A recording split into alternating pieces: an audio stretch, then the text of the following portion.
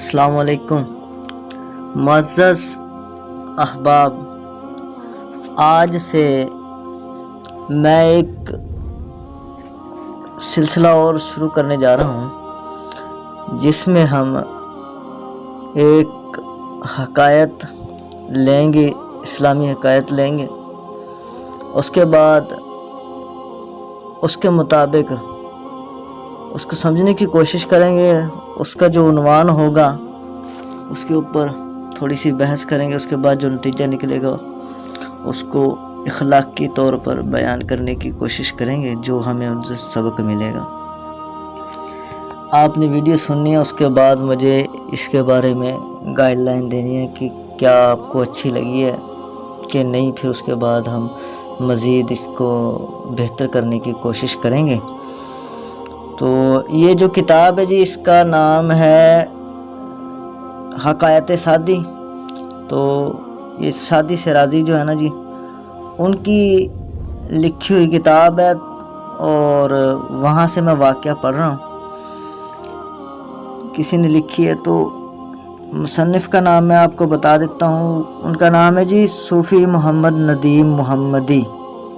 تو یہ واقعہ لکھتے ہیں جی، ایک شخص بزرگ کو حضرت سعدی شیرازی سے بہت عنایت تھا۔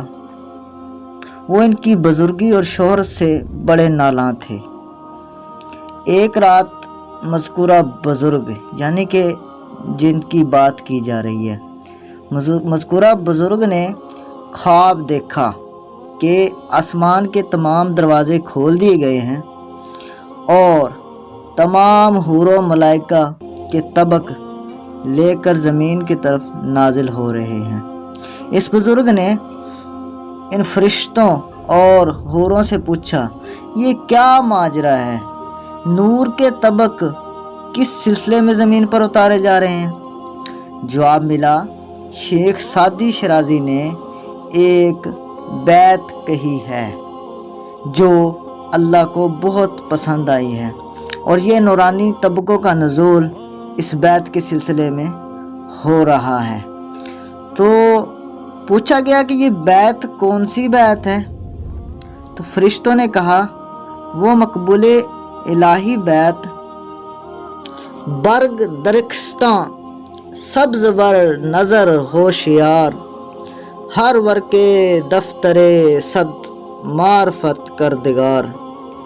یہ فارسی میں لکھا ہوا ہے، تو اس کا جو ترجمہ میں نے سرچ کیا ہے یا میری سمجھ کے مطابق جو آیا ہے، وہ میں آپ کو بیان کرنا چاہتا ہوں کہ کہنے کا مطلب یہ ہے کہ سبز درخت کا ہر پتا ایک ذہین شخص کی نظر میں علم کی کتاب کی طرح ہوتا ہے، جو کہ خدا کے علم کی طرف جاتا ہے۔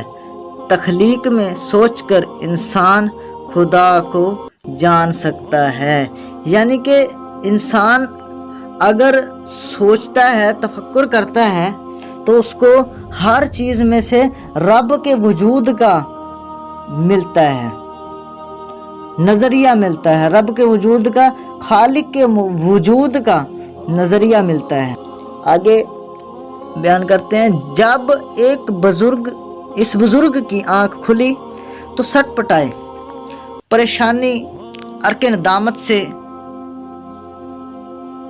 بہت برا حال تھا، دل میں خدا کے خوف کا لرزہ طاری تھا۔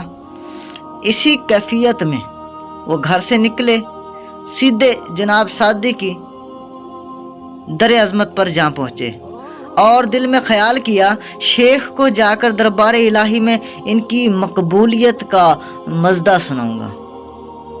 مگر شیخ سعدی کے گھر جا کر وہ بزرگ حیران رہ گئے کہ وہاں پر شیخ چراغ روشن کیے اپنے مسلح پر بیٹھے جھوم جھوم کر مذکورہ بالا شعر، یعنی کہ جو فارسی کا میں نے آپ کو پڑھ کے سنایا تھا، تو وہ شعر پڑھ رہے تھے۔ انہیں ان بزرگ کے آنے کی مطلق خبر نہ ہوئی، بالکل یعنی کہ دنیا سے ختم ہوئے پڑے تھے، یعنی کہ ان کو دنیا کا کوئی فکر نہیں تھی، دنیا کو ایک طرف کیا ہوا تھا، خبر ہی نہ ہوئی کہ وہ شخص آ کے بھی چلا گیا۔ وہ بزرگ شیخ سعدی کو ملے بغیر واپس آ گئے اور بارگاہ बारगाह इलाही में सजदा रेज हुए और इस्तगफार की।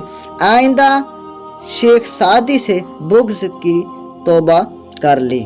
तो मुअज़्ज़ज़ अहबाब, हमें जो इस कहानी से सबक मिलता है कि पहली बात तो यह है कि हमें किसी से बुग़्ज़ और अनाद नहीं रखना चाहिए, कीना बुग़्ज़ नहीं रखना चाहिए।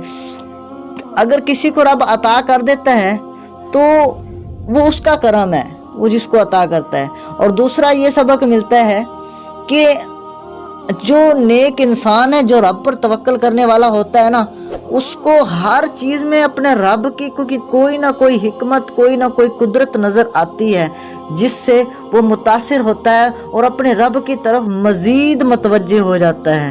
तो मुअज़्ज़ज़ अहबाब, ये वो छोटी सी हकायत थी जो मैंने अपनी तरफ से कोशिश की है कि बेहतर अंदाज से बयान कर सकूं।